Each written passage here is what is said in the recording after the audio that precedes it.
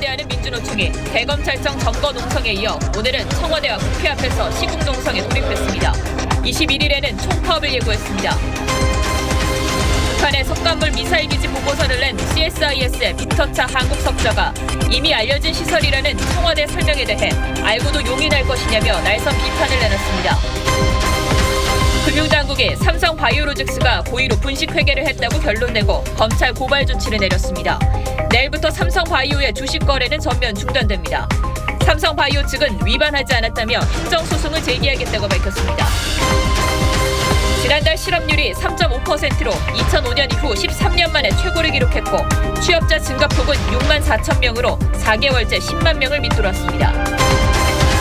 중국에 올해 최악의 스모그가 발생해 베이징과 텐진 등에 홍색 경보가 내려졌습니다.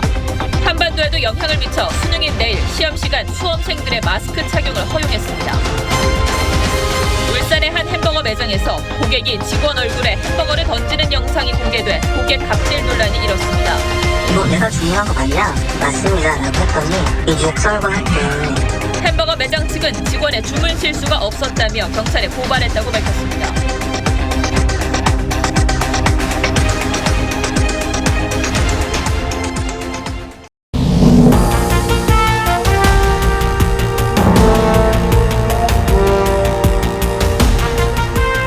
여러분 안녕하십니까? 뉴스9의 신동욱입니다.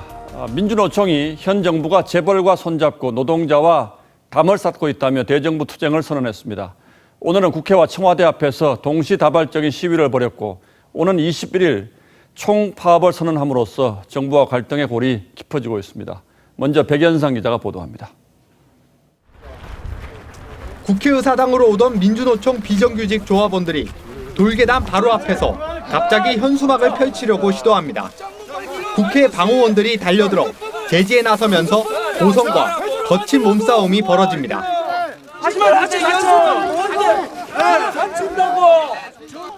탄력근로제 확대에 반발하며 정의당 윤소아 원내대표와 면담을 위해 국회를 향하다 기습 시위를 벌이려 한 겁니다.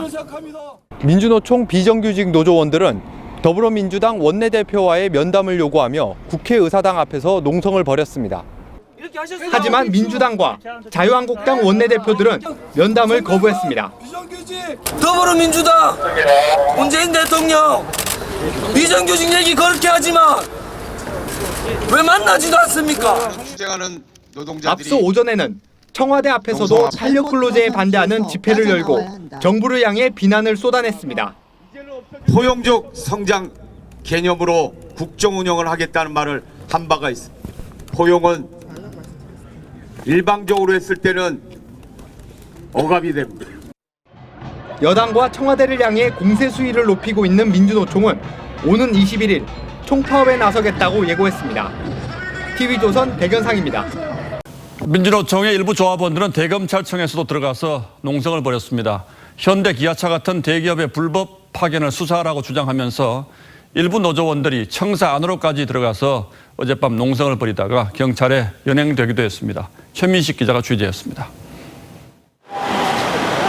대검찰청 정문 앞 노란색 소형 텐트 10여 개가 늘어서 있습니다.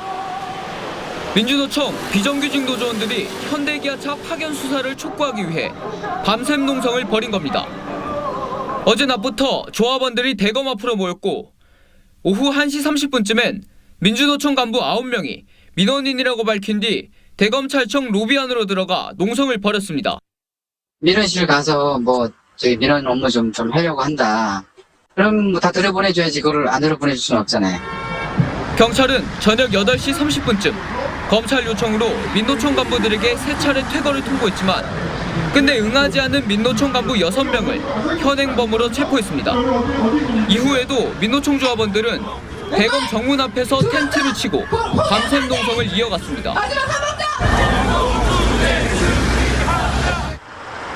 경찰은 민노총 간부 6명을 퇴거 불응 혐의로 입건해 조사했고 검찰에 사건을 넘길 계획이라고 밝혔습니다. 검찰은 법에 따른 시위는 보장하지만 위법 행위가 있으면 절차에 따라 처리하겠다고 밝혔습니다.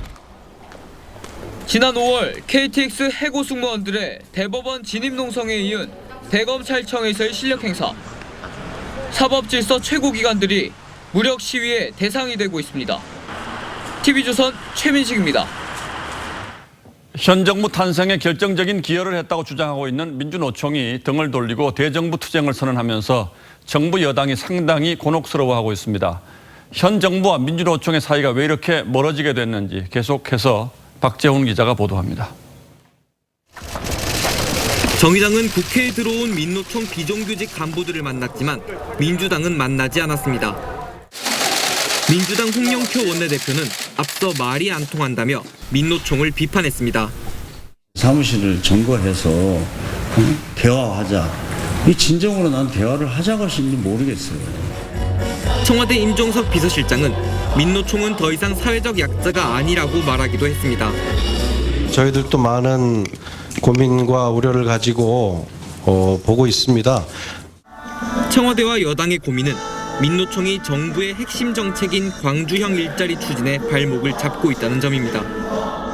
광주형 일자리를 잘 만들어내는 것이 우리 사회에서의 새로운 하나의 출발점이 되는 겁니다. 하지만 핵심 정책 반대 세력인 동시에 강력한 지지 기반이라는 점이 딜레마입니다. 장시간 노동을 부추기는 정책 추진은 일관성도 떨어지고 조삼모사 정책이 아니냐는 비난을 받을 수도 있습니다. 이러지도 저러지도 못하는 사이에 탄력 근로제, 최저임금 인상 속도 조절 등 중요한 정치적 의사결정은 계속 미뤄지고 있습니다. TV조선 박지훈입니다. 예, 이렇게 정부와 민주노총의 갈등이 갈수록 심각해지고 있는데 새로운 일자리 창출 모델로 떠오른 이른바 광주형 일자리 사업은 여전히 진통을 겪고 있습니다. 광주시와 현대자동차 측이 막판 협상을 벌이고 있는 양재동 현대차 사옥에 취재기자가 나가 있습니다. 자, 장용욱 기자, 협상이 상당히 난항인 모양이죠? 네, 맞습니다. 현대차와 광주시 관계자들은 오늘 오후부터 협상을 시작했지만 아직까지는 합의점을 찾지 못한 것으로 전해지고 있습니다. 이 광주형 일자리는 광주시와 현대차가 합작 법인을 만들어서 임금을 줄이는 대신에 정부와 지자체가 주거, 문화, 복지 등의 지원으로 임금 부족분을 보전하겠다는 구상입니다. 일단 광주시는 한국노총이 주축인 광주노동계와는 합의를 마쳤습니다. 이에 따라 이병훈 광주 문화경제부시장을 중심으로 한 광주시 협상팀이 오늘 오후에 상경에 현대차 측과 협상을 진행 중입니다. 하지만 광주시와 현대차 측은 적정 임금 수준과 5년 단체 협상 유예 여부, 노동시간 명시 등을 놓고 이견을 보이는 것으로 전해지고 있습니다. 현대차로서는 민주노총 산하인 현대기아차 노조가 총파업을 예고하며 강력히 반발하는 것도 부담입니다. 정부 여당은 이 사업에 2천억 원 규모의 예산 지원을 약속해놨습니다. 광주시와 현대차는 이 예산 지원을 받으려면 국회 예산안 조정 소위원회가 예정된 내일까지는 합의를 마쳐야 합니다. 지금까지 양재동 현대차 본사에서 TV조선 장용욱입니다. 예, 앞서 보신 것처럼 정부와 민주노총의 갈등이 갈수록 깊어지고 있는데 일자리 사정도 첩첩산중입니다. 정부가 발표한 지난달 실업자 수가 IMF 외환 위기 이후에 가장 많았고 실업률은 지난 2005년 이후에 13년 만에 최고치로 나타났습니다. 경제부 최윤정 기자와 함께 하나하나 살펴보도록 하죠. 자, 최 기자, 일단 실업자 수부터 좀 볼까요? 외환 위기 이후에 제일 많았다고요? 네, 올해 10월 실업자 수는 97만 3천 명이었습니다. 예. 지난해보다 7만 9천 명이 늘었습니다. 10월 달을 기준으로 봤을 때 외환 위기 당시인 1999년 이후 가장 높은 수치입니다. 특히 40대와 50대 실업자 수가 작년보다 각각 3만 명 넘게 늘면서 타격이 컸습니다. 더 걱정스러운 건 실업률의 상승입니다. 10월 실업률 3.5%는 지난해 10월보다 0.3%포인트 오른 수치로 10월 기준으로는 2005년 이후 13년 만에 최고치입니다. 정부가 그동안 일자리 상황을 제대로 보려면 실업률이 중요하다고 해왔는데 이제 실업률마저 악화되고 있는 겁니다. 최 기자가 지적을 한 대로 그동안 취업자 수 증가폭이 줄어들고 있는 데 대해서 언론이 걱정을 하니까 정부가 그것보다는 실업률이 중요하다 이렇게 얘기해 오지 않았습니까? 그런데 이제는 그 주장도 하기 어렵게 됐군요. 예. 자, 그렇다면 취업자 수 증가폭은 어떻습니까? 예, 여전히 어렵습니다. 예. 10월에 취업자 수 증가폭은 지난해보다 6만 4천 명 증가하는 데 그쳤습니다. 올해 7월, 8월에는 1만 명에도 못 미쳤던 데 비하면 조금 나아진 상황이긴 합니다만 이 넉 달째 10만 명을 밑도는 부진을 보이고 있습니다. 참고로 작년 10월에는 취업자 수 증가폭이 28만 명 이상이었습니다. 올해 얼마나 안 좋았는지 알 수가 있죠. 특히 서민 일자리가 많은 도소매, 숙박, 또 음식점업 등에서 취업자가 20만 명 가까이 줄었습니다. 고용 한파가 서민들에게 더 매서운 셈입니다. 또 상대적으로 질 좋은 일자리라고 할 수 있는 제조업 취업자 수도 7개월 연속 줄었습니다.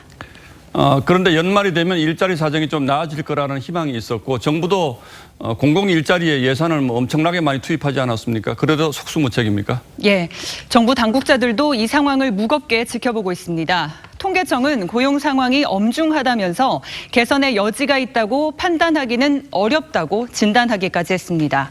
김동연 경제부총리는 단기간 내 개선이 쉬워 보이지 않는다고 분석했고 또 홍남기 부총리 후보자도 여전히 엄중한 상황이라면서 추가 대책을 면밀히 검토하겠다고 했습니다. 이 경제사령탑 전후임자가 모두 엄중하고 쉽지 않다고 본 만큼 일자리 상황은 무척 어렵습니다. 예, 다가오는 겨울 그리고 내년이 더 걱정이군요. 예, 최윤정 기자 잘 들었습니다. 1년 7개월 끌어온 삼성 바이오로직스의 분식 회계 의혹에 대해서 당국이 고의적 분식이라는 결론을 내렸습니다.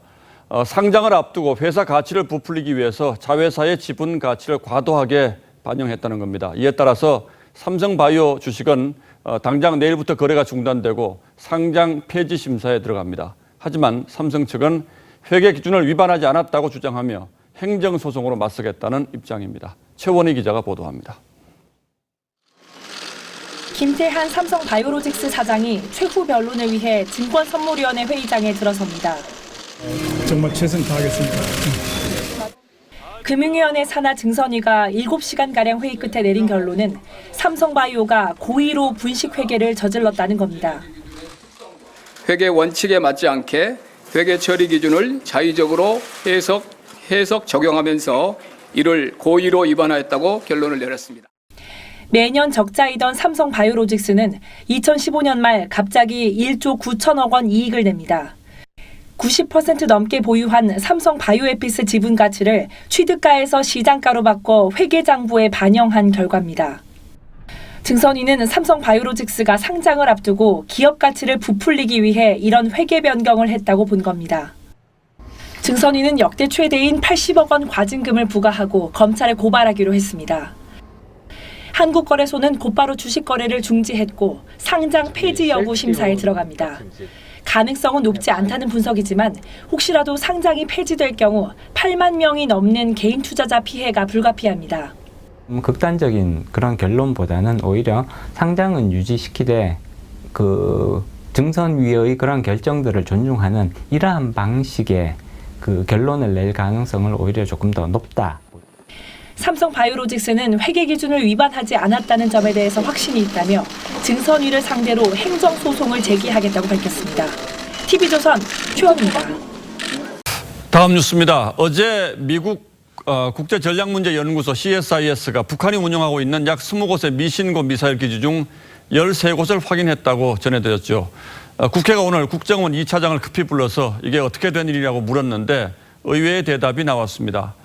북한이 미북 정상회담 이후에도 핵 개발과 핵탄두 소형화 작업을 계속 진행 중인 것으로 보인다고 밝혔습니다. 청와대는 그래서 협상이 필요한 것이라고 주장하고 있습니다만 한편으로는 그걸 알면서도 그동안 북한에 대한 제재를 풀어주자고 한 것인지 대답이 필요해 보입니다. 최원국 기자가 보도합니다. 국회 정보위원회가 북한 미사일 기지 운영 관련 비공개 보고를 받았습니다. 정보위원회 브리핑은 다른 위원회와 달라서 여야 간사가 합의한 것만 하고 전화도 받지 않기로 했습니다. 국정원은 북한이 노동 스커드 등 단거리 미사일에 탑재할 수 있는 핵탄두 소형화 기술 개발 등을 지속하고 있는 것으로 보인다고 보고했습니다. 대륙간 탄도탄 ICBM은 미국을 겨냥하지만 스커드 미사일은 남한이나 일본을 겨냥합니다. 어제 미국 국제전략군제연구소 CSIS가 공개한 북한 삭간몰 미사일 기지도 중단거리 미사일 기지입니다. 정경두 국방부 장관 역시 북한의 핵 개발 작업을 인정했습니다. 6월 정상회담 이후에도 북한이 핵 개발을 하고 있고 핵탄두 소형화를 하고 있다고 장관 알고 있었습니까? 네, 내용 알고 있습니다. 청와대는 북한의 핵 활동이 여전하다는 보고와 관련해 그런 활동을 중단시키려고 협상을 하는 것이라고 전했습니다. 자유한국당은 삭간몰 일대 미사일 기지는 대한민국을 겨냥한 단거리 미사일이라며 정부가 북한의 시설 폐기를 촉구해야 한다고 했습니다. TV조선 최원국입니다. 북한이 비밀 미사일 기지를 운영하고 미사일 개발 프로그램을 여전히 가동 중이라는 보고서를 낸 미국 CSIS의 빅터 차 한국 석좌가 TV조선과 이메일 인터뷰를 했습니다. 삭간몰 미사일 기지는 미북 협상의 대상은 아닐지 몰라도 어떤 형태의 탄도미사일도 금지하고 있는 유엔 안보리 결의를 위반하는 것이라고 강조하면서 한국 정부가 북한의 행동을 변호하는 것은 우스꽝스러운 일이라고 비판했습니다. 백대우 기자가 보도합니다. 미국 CSIS 빅터 차 한국 석좌가 삭간몰 미사일 기지가 북한의 기만은 아니라고 했던 청와대를 비판했습니다. 차 석좌는 TV조선과의 이메일 인터뷰에서 한국 정부가 북한의 행동을 변호하는 것은 솔직히 우스꽝스럽다고 했습니다. CSIS 보고서에 관한 청와대의 발표를 요약한 글을 자신의 트위터에 올린 뒤 어떻게 한국이 북한을 변호할 수 있느냐, 가짜 외교를 위해서 라고 쓰기도 했습니다. 앞서 미국 트럼프 대통령이 북한 미사일 기지 보도는 가짜 뉴스라고 한 걸 염두에 둔 표현으로 보입니다.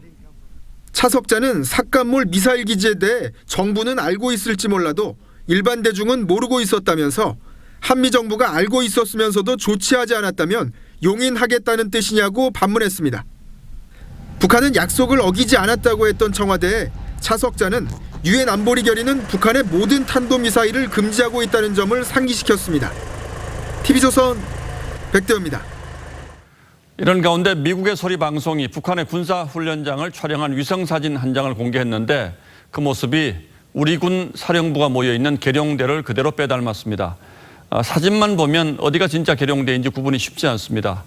군사훈련장에 이런 건물을 지은 이유가 뭔지, 또 남북 간 적대행위 금지 합의를 위반하는 건 아닌지 김지수 기자가 전문가들의 의견을 들어봤습니다. 북한 평안북도 영병군 고성리 인근 군사훈련장에 팔각형 건축물이 들어섰습니다.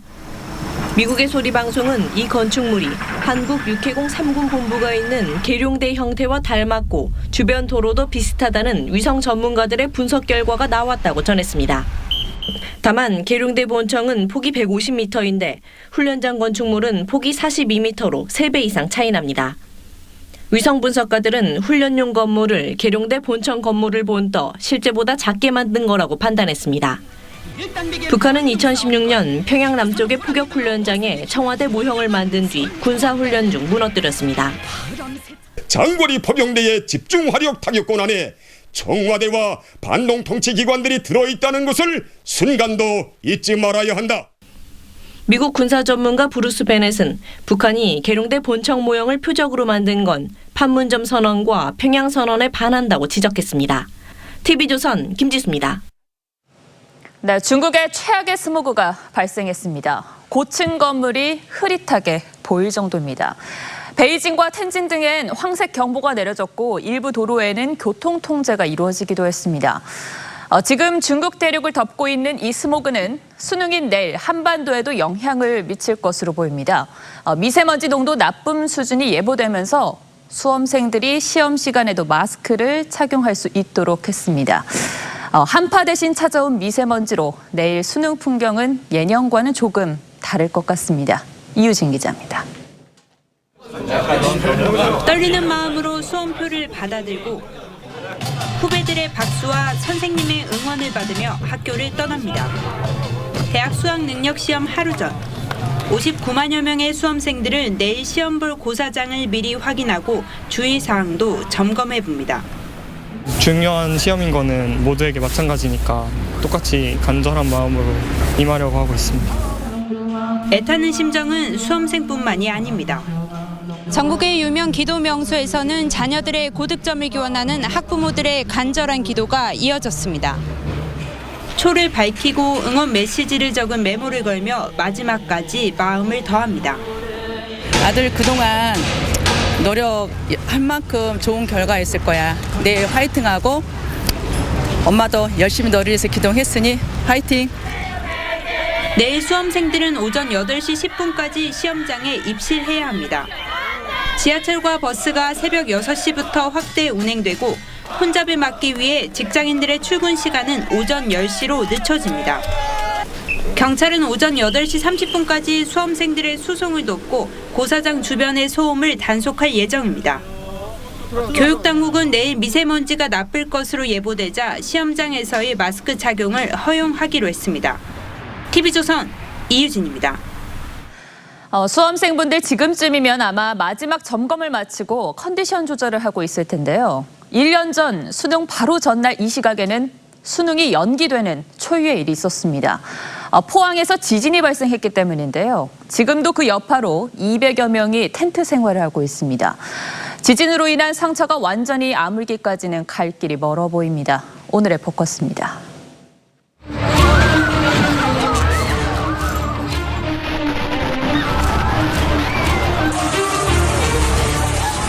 벽이 쩍 갈라져 있고 무너진 베란다 바닥은 언제 주저앉을지 위태롭습니다. 사람이 살 수 없는 집. 지진 1년이 지났지만 그 상처는 고스란히 남아 있습니다. 주택 5만 6천 채가 부서져 집을 잃은 사람이 2,000명. 포항시는 앞으로 복구 작업에 1,170억 원을 들일 예정입니다. 그러나 지진 피해를 입은 주민 모두가 혜택을 보는 것은 아닙니다. 도시재생사업 대상지는 진앙인 포항 홍해읍에 전부 파손된 공동주택에만 해당하기 때문입니다. 홍해읍이 바로 옆 동네에 있는 대동빌라. 주거 불가 판정을 받은 이 빌라는 도시재생사업에서 빠졌습니다. 홍해읍 안에 있지만 전부 파손이 아니어서 보상받지 못하는 한미 장관 맨션. 근데 좀 많이 오면은 거의 한건하게 물이 흘러내려요. 그리고 공동주택이 아닌 단독주택들. 이곳 주민들은 답답하기만 합니다. 똑같이 지진이 일어났는데 뭐 아파트라고 지진 나면은 그거는 그래야 되고 주택이라고 그러면 주택 가진 사람들 아무 그게도 없나? 집을 잃은 이재민 2,190명 가운데 임시거주로의 이주 판명을 받지 못한 208명은 아직도 텐트 생활 중입니다. 떠돌이 생활이에요. 내 아파트도 내 집이 아니고 여기도 내 집이 아니고. 임시거주도 말 그대로 임시일 뿐. 우풍 있고 뭐. 아니 뭐 지은 지 얼마 됐다고 이거. 이거 붙어지는데 지금 버릇이가 있고. 언제 쫓겨날지 모르는 불안감도 가슴을 옥죄입니다.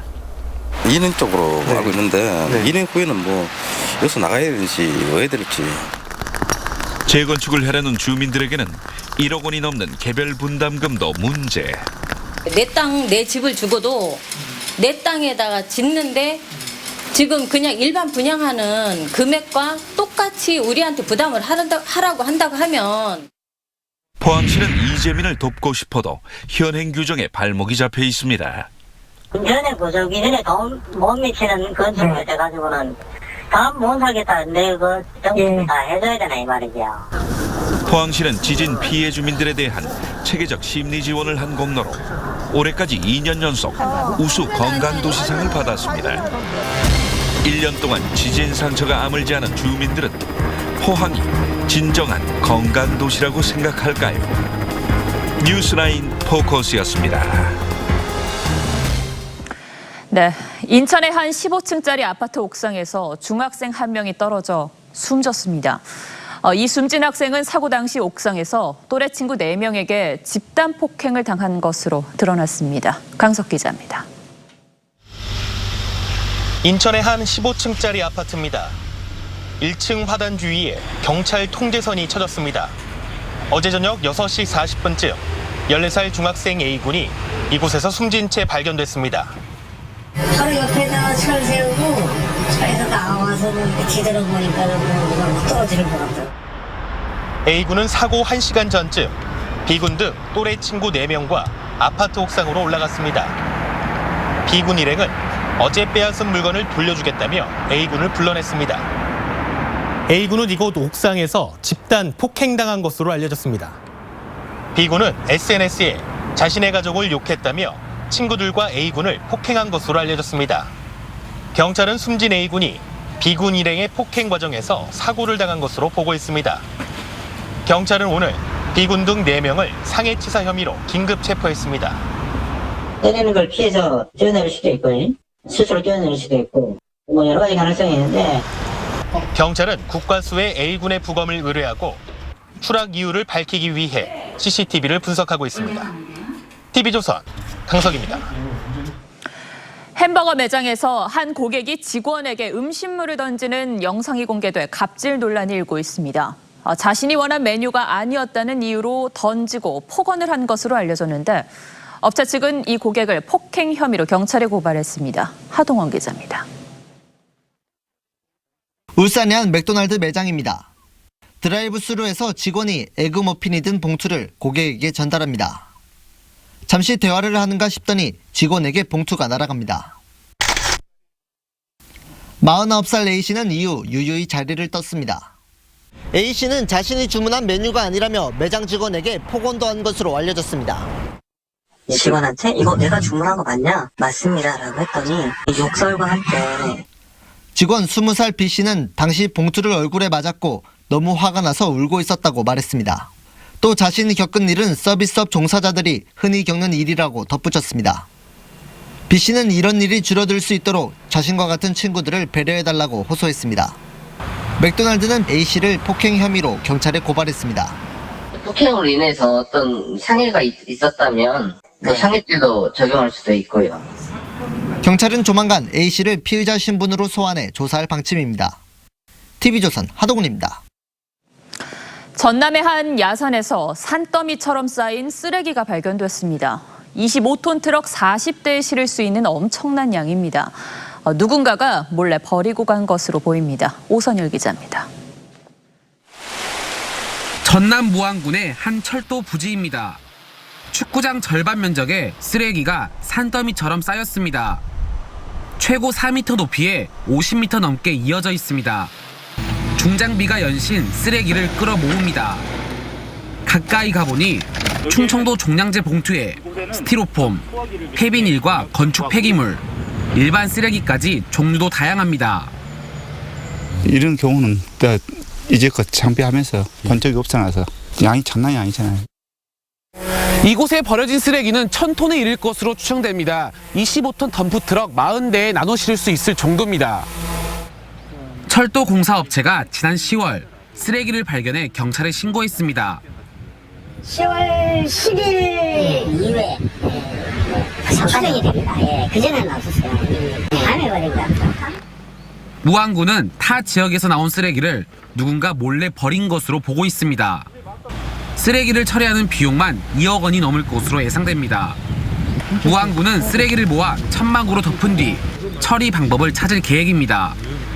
행위자가 나타난다면 당연히 그 사람이 처리를 해야 되는 게 맞고요. 그 2차 오염 방지를 하기 위해서. 경찰은 공터 주변 CCTV를 분석해 불법 투기 차량을 쫓고 있습니다. TV조선 오선열입니다. 신한금융 측이 이명박 전 대통령 친형인 이상득 전 의원에게 남산 주차장에서 3억 원을 건넸다는 이른바 남산 3억 원 의혹 사건. 2010년 검찰 수사에서는 무혐의로 결론이 났는데 검찰 과거사위원회가 당시 제대로 수사가 이루어지지 않았다며 재수사를 권고했습니다. 이재준 기자입니다. 2008년 2월 서울 남산의 한 주차장. 이백순 전 신한은행장이 비서실을 동원해 현금 3억 원을 마련해 오전 6시까지 가져오도록 지시한 장소입니다. 당시 비서실장 등은 1억 원씩 담긴 가방 3개를 이 주차장에서 나중에 도착한 차량 트렁크에 옮겨 실었다고 진술했습니다. 2010년 검찰 수사 과정에서 현금 가방을 받아간 인물이 이명박 전 대통령의 친형 이상득 전 의원이라는 의혹이 제기됐지만 무혐의 처분됐습니다. 그런데 검찰 과거사위원회의 재조사 과정에서 은폐 정황이 드러났습니다. 당시 위성호 신한지주 부사장이 비서실 직원에게 게이트화할 경우 다칠 수 있다며 금품 수수 관련 진술을 번복하도록 회유한 정황을 포착한 겁니다. 과거사위는 검찰도 최초 진술에서 압수수색까지 45일이나 걸렸고 라응찬 전 지주회장과 이 전 행장, 신상훈 전 지주사장 등 핵심 관련자 3명의 휴대폰도 압수 대상에 포함시키지 않았다며 재수사를 권고했습니다. 검찰이 과거사위의 권고를 받아들여 진술 번복 회유와 뇌물 의혹 수사를 본격화할 경우 정치권과 금융권에 큰 파장이 예상됩니다. TV조선 이재중입니다.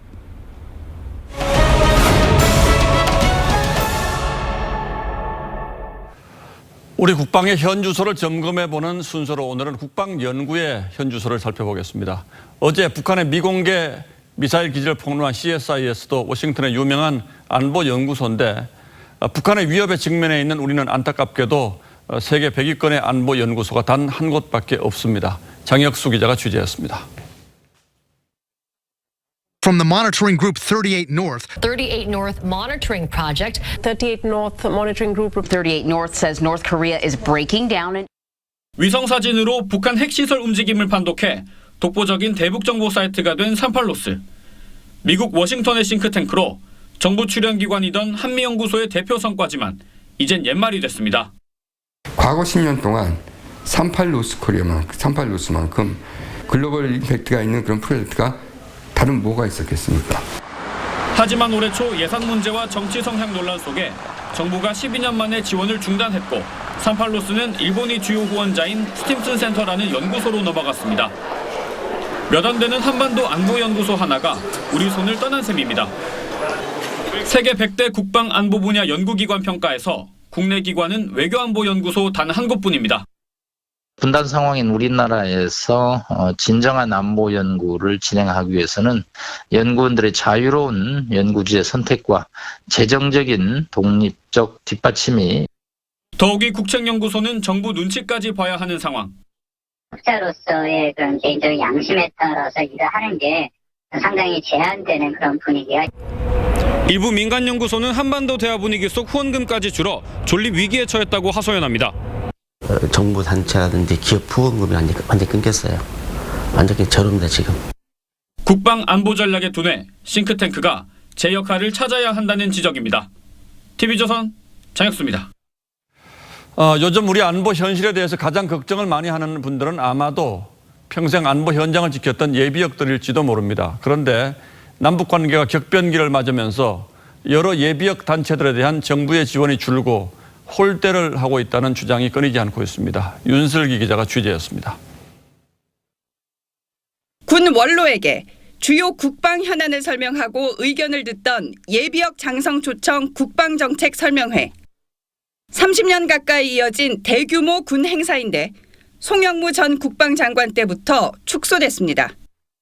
백전노장들의 경륜을 수용해서 반영하는 것이 당연한 순서인데도 불구하고 남북 군사분계선 부근 적대 행위 금지와 GP 철거 등 파격 군사 조치가 결정된 9.19 남북 군사 합의.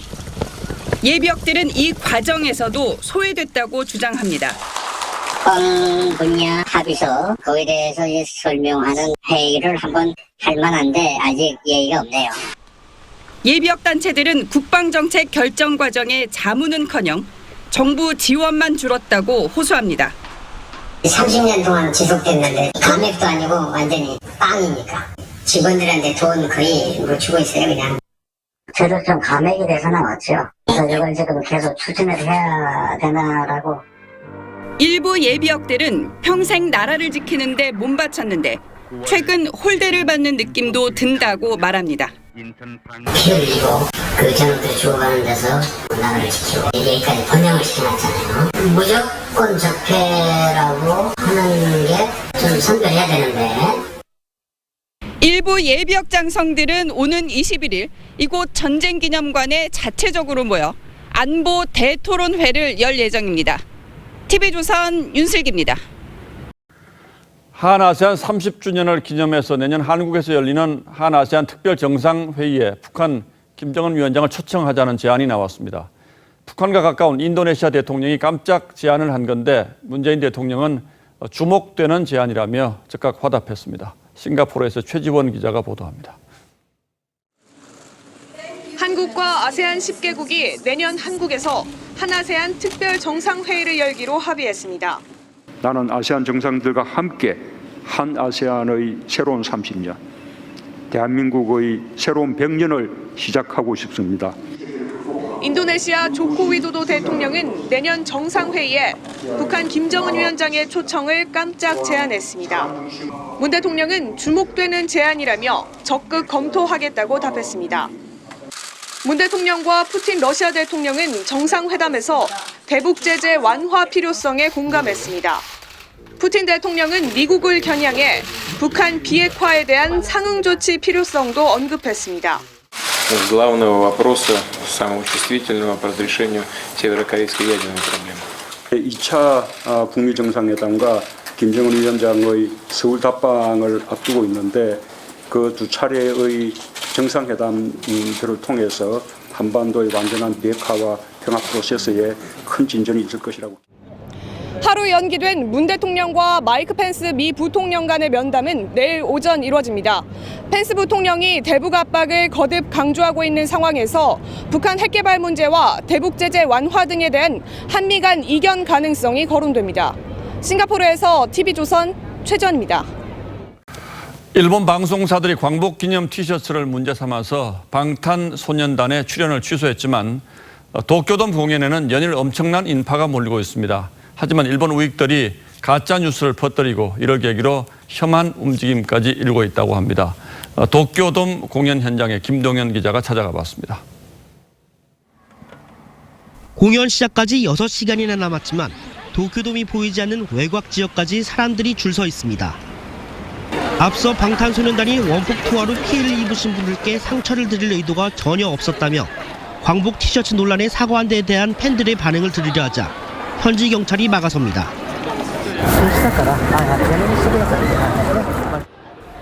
도쿄돔에서 10분 거리인 야스쿠니 신사. 전범들이 합사된 이곳에 전쟁 기념관이 있습니다. 2차 세계대전의 책임을 미국에 돌리며 일본을 피해자로 강조하는 내용이 곳곳에 눈에 띕니다.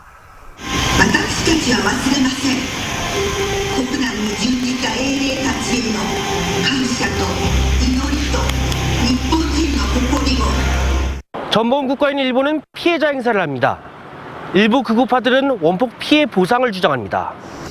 외국인들은 일본의 전쟁 범죄를 알지 못합니다. I don't see this as a big message. This is a history, and this is not. It should not affect modern people. 일본 우익은 방탄소년단의 광복 티셔츠도 일본을 전쟁 피해자로 부각시키는 소재로 악용합니다. 때마침 나온 일제 강제징용 배상 판결이 빌미를 제공했습니다. フェイクニュースが流れることによってそれまで韓国に興味を持たなかった人あるいはこれまで何ら韓国と接点のなかった人がそうしたネットの情報を信じ込んで新たに憎悪を抱いてしまう 일본 우익이 제공한 정보를 근거로 이미 사과하고 폐기한 과거 나치 문양 모자 착용에는 사과를 요구했던 유태인 단체는 정작 일본의 전범기 6.1 사용에는 침묵합니다. 방탄소년단의 인기에만 기대하기엔 일본 우익의 이미지 탈색 작업이 깊고 넓습니다. 도쿄에서 TV조선 김동윤입니다. 전원책 변호사가 자유한국당에는 미련이 없다고 말하면서도 보수 재건을 위해서 힘쓰겠다고 말했습니다. 한국당이 아닌 새로운 공간에서 보수 운동을 벌일 계획으로 보입니다. 이미지 기자가 취재했습니다. 해촉 닷새 만에 언론 앞에 선 전원책 변호사는 현역 의원 절반 물갈이가 애초 목표였다고 털어놨습니다. 제가 보기로는 한국당 인적 쇄신 이 말처럼 쉽지 않습니다. 적어도 절반은 물갈이해야 됩니다. 하지만 인적 쇄신이 좌초했다며 한국당에는 미련이 없다고 말했습니다. 혁신을 거부하는 당에 아무런 미련이 없기 때문입니다. 그러면서 제3지대에서 보수 재건 활동을 하겠다는 계획을 내비쳤습니다. 미완의 보수 재건 활동을 계속할 생각입니다. 흔히 말하는 보수 괴멸을 막기 위해 이력이나마 힘을 보태겠습니다. 전 변호사 해촉을 계기로 한국당은 비대위 체제를 조기에 끝내고 당대표를 새로 뽑자는 주장이 줄을 잇습니다. 보수 대통합도 당대표 선출 이후에 할 일이라고 말합니다. 결정적 책임이 있던 분들이 통합의 주체로서 역할을 하겠다라고 하는 이런 것은 당원과 우파 성향의 국민들을 어떻게 보면 속이는 일이다. 김병준 비대위와 조직강화특위는 지역별 여론조사 결과를 갖고 본격적인 당협위원장 교체 작업에 속도를 내기 시작했습니다. TV조선 이미지입니다. 길맥이라는 말이 있죠. 거리에서 마시는 맥주를 뜻합니다. 무더운 여름날 간이 테이블 펼쳐놓고 마시는 시원한 맥주 한 잔의 즐거움. 그런데 어쩌면 머지않아 이 즐거움을 누리지 못하게 될지도 모르겠습니다. 강동원 기자와 함께 따져보죠. 자, 강 기자, 정부가 이른바 금주구역을 만들겠다는 거죠? 그렇습니다. 이제 술을 못 마시는 구역을 만들겠다는 건데요. 예. 현행법상으로는 이 국민건강증진법에 금연구역은 있는데 금주구역은 없습니다. 이 정부는 금주구역을 만들어서 금연구역처럼 과태료를 물리는 등 규제를 하겠다는 겁니다. 자, 그럼 정부가 만들겠다는 금주구역은 주로 어떤 곳들에 만들어집니까? 예, 보시면요. 이 공공청사, 그러니까 관공서, 그리고 의료기관, 도서관, 어린이집, 유치원, 초등고교 등 이 청소년 활동시설 등입니다. 그런데 이런 곳들은 지금도 술을 못 마시는 곳 아닙니까? 아닙니다. 이 현행법상으로는요. 어린이집에서 술을 마셔도 제재할 방법이 없습니다. 이 법으로 규정한 상태가 아니기 때문입니다. 그렇군요. 예. 국립공원 안에서는 지금도 술을 못 마시죠? 예, 그렇습니다. 그런데 예를 들어서 여의도 공원이라든지 한강공원 같은 데서 돗자리 깔고 술 마시는 거 이건 어떻게 됩니까? 그러니까 말씀하신 것처럼 이제 국립공원 같은 경우는 지금도 술을 마시면 과태료를 내야 되는데요. 질문하신 여의도 공원이나 서울숲 같은 도시공원은 이 상황이 다릅니다. 예. 도시공원은 지자체가 자율적으로 관리를 하고 있는데요. 이 서울시와 제주도 그리고 제주도 같은 이 공원 등을 음주 청정 지역으로 지정했는데 이 시 차원에서 제정하는 조례에는 금주하도록 권고만 할 뿐 과태료 등 금주를 강제하는 규정이 없어서 유명무실하다는 비판을 받고 있습니다. 하지만 이 정부 계획대로 내년에 법이 개정이 추진되면 이르면 2020년부터는 이 금주구역에서 술을 마시다 적발될 경우에 10만 원 안팎의 과태료를 물게 될 것으로 보입니다. 그러니까 이 법이 만들어지면 적어도 공원에서 술 마시는 건 좀 어려워질 가능성이 높다 이렇게 봐야겠군요. 예. 술 광고에도 제재가 가해진다면서요? 예, 맞습니다. 술 광고 같은 경우에도 자극적인 주류 광고가 지나친 음주를 조장한다는 비판이 제기돼서인데요. 그동안 모델들이 술을 마시거나 또 병 따는 소리, 목 넘김 소리 등을 광고에 활용해 왔는데 앞으로는 이러한 표현은 금지할 예정입니다. 자, 이를 어겼을 때는 징역 1년 또는 벌금 1,000만 원의 처벌을 받게 됩니다. 그렇다면 외국의 경우는 지금 어떻게 하고 있습니까? 외국 같은 경우에는 굉장히 엄격합니다. 이 대부분의 선진국에서는 공공장소에서 음주를 금지하고 있는데요. 예. 세계보건기구 WHO의 자료를 보면 금주 정책을 하고 있는 168개국 중에 거리나 공원에서의 음주를 제한하는 나라는 총 102개국이라고 나와 있습니다. 특히 미국 뉴욕주나 캘리포니아주 등 미국에서는 개봉한 술병을 공공장소에서 들고 다니기만 해도 불법이라고 합니다. 예, 뭐 이런 것들이 세계적인 추세긴 하군요. 예. 강동원 기자 잘 들었습니다. 네, 아시안게임 선수 선발 과정에서 병역 특혜 논란이 불거진 선동열 야구대표팀 감독이 오늘 자진 사퇴했습니다. 우승을 폄훼한 국회의원의 태도와 정치권으로부터 감독을 지켜주지 않은 한국야구위원회에 큰 실망감을 드러냈습니다. 박상준 기자입니다. 선동열 감독은 예정이 없던 기자회견을 열고 야구대표팀 감독 측에서 물러났습니다. 저는 국가대표 야구 감독직에서 물러납니다. 감독직 사퇴를 통해 국가대표 야구 선수들과 금메달의 명예를 지키고 싶습니다. 성 감독은 지난 자카르타 아시안게임에서 금메달을 목에 걸었지만 특정 선수 선발과 관련해 병역 특례 의혹을 받아왔습니다. 선수 선발은 감독의 고유 권한이고 외압이나 로비는 없었다고 밝혔지만 성난 여론을 잠재우지는 못했습니다. 국감장까지 불려나간 성 감독은 우승을 폄하하는 몇몇 국회의원들의 태도에 사퇴를 결심했습니다. 그 우승이 뭐 그렇게 어려운 거라고는 다들 생각하지 않습니다. 또 사견을 전제로 전임 감독제에 반대한다고 밝힌 정운찬 KBO 총재의 발언도 결심을 굳히게 했습니다. 저는 전임 감독제가 반드시 필요하지는 않다고 생각합니다. 성 감독은 2년 뒤 도쿄올림픽 금메달이라는 한국 야구의 열망과 프로팀 감독들의 고사로 사령탑 선임이 쉽지 않은 현실을 감안해 지난해 7월 사상 첫 야구대표팀 전임 감독으로 부임했습니다. 하지만 이딴 의혹 제기야 전임 감독제에 대한 불신이 겹치면서 결국 불명예 퇴진을 선택했습니다. KBO는 당혹감을 드러내면서 추후 대책을 논의하겠다고 밝혔습니다. TV조선 박상준입니다.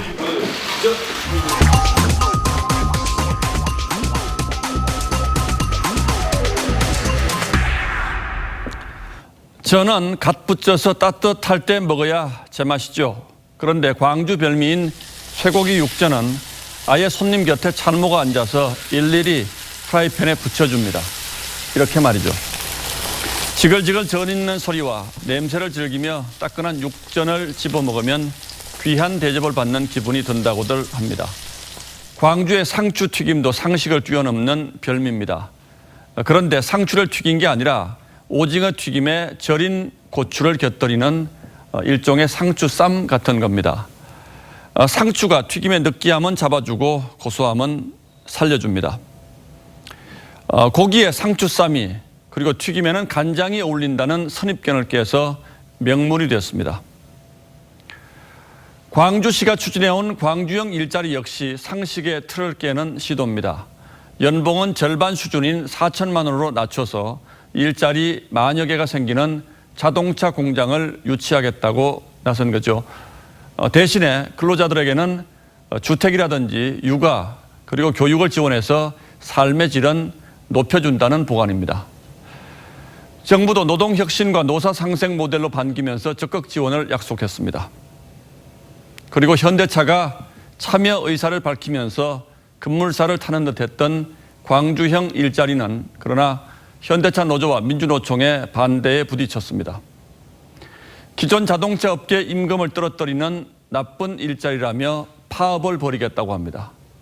최근 민노총과 산하노조들은 집권당 원내대표 사무실부터 대검찰청까지 곳곳에서 농성 시위를 벌이고 있습니다. 대화기구 참여를 거부하고 총파업도 예고했습니다. 결국 정부 여당에서도 핵심 지지층인 민주노총을 향해서 볼멘 소리가 나오기 시작했습니다. 민주노총이나 전교조 등이 더 이상 사회적 약자는 아니라고 생각합니다. 예, 그런가 하면 홍영표 원내대표는 민주노총하고는 말이 안 통한다고 했습니다. 독일과 일본에서는 지방도시들이 낮은 임금을 내걸고 자동차 공장을 유치해서 상생하는 사례가 적지 않습니다. 광주형 일자리는 지역 경제를 살리고 청년들에게 일자리 희망을 주며 자동차 가격 경쟁력도 되살릴 수 있는 일석삼조의 모델이라고 하지 않을 수 없습니다. 때문에 광주의 일자리 실험이 성공하느냐 실패하느냐는 그 자체로서뿐만 아니라 정부와 노조 관계의 재정립을 판가름할 중요한 시금석이라는 점에서도 의미가 큽니다. 11월 14일 앵커의 시선은 광주의 일자리 실험이었습니다.